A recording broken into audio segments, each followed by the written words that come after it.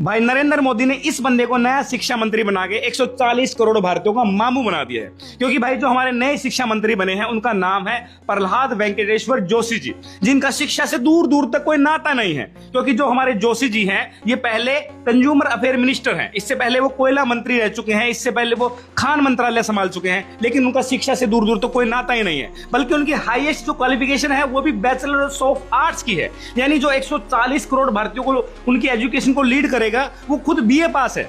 समझ रहे हो भाई? और मोदी जी ने इनको चुना क्यों है ये भी सुन लो। क्योंकि जो हमारे जोशी जी हैं ये बचपन से ही आरएसएस के लिए काम कर चुके हैं, संघ के बहुत अच्छे कार्यकर्ता रहे हैं और इससे पहले ये 5 बार सांसद भी रह चुके हैं। सिर्फ इसीलिए मोदी जी ने इनको शिक्षा मंत्री चुन लिया। ऐसे तो भाई धर्मेंद्र प्रधान में भी कोई खराबी नहीं थी, बस उनको यही नहीं पता था कि पेपर लीक्स को कैसे रोकना है, उनको यही नहीं पता था कि एजुकेशन को कैसे सुधारना है। अब ऐसे ये नए मंत्री हैं, इनका भी कोई बैकग्राउंड शिक्षा से रिलेटेड नहीं है, ये भी पेपर लीक नहीं रोक पाएंगे, ये भी एजुकेशन को सुधार नहीं पाएंगे।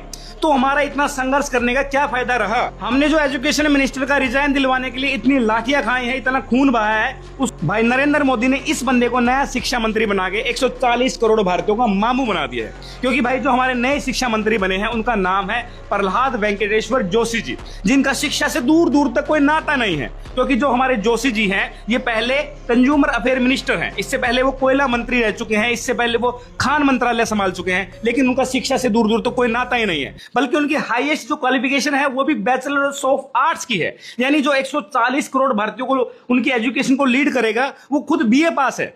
समझ रहे हो भाई? और मोदी जी ने इनको चुना क्यों है ये भी सुन लो। क्योंकि जो हमारे जोशी जी हैं ये बचपन से ही आरएसएस के लिए काम कर चुके हैं, संघ के बहुत अच्छे कार्यकर्ता रहे हैं और इससे पहले ये 5 बार सांसद भी रह चुके हैं। सिर्फ इसीलिए मोदी जी ने इनको शिक्षा मंत्री चुन लिया। ऐसे तो भाई धर्मेंद्र प्रधान में भी कोई खराबी नहीं थी, बस उनको यही नहीं पता था कि पेपर लीक्स को कैसे रोकना है, उनको यही नहीं पता था कि एजुकेशन को कैसे सुधारना है। अब ऐसे ये नए मंत्री हैं, इनका भी कोई बैकग्राउंड शिक्षा से रिलेटेड नहीं है, ये भी पेपर लीक नहीं रोक पाएंगे, ये भी एजुकेशन को सुधार नहीं पाएंगे।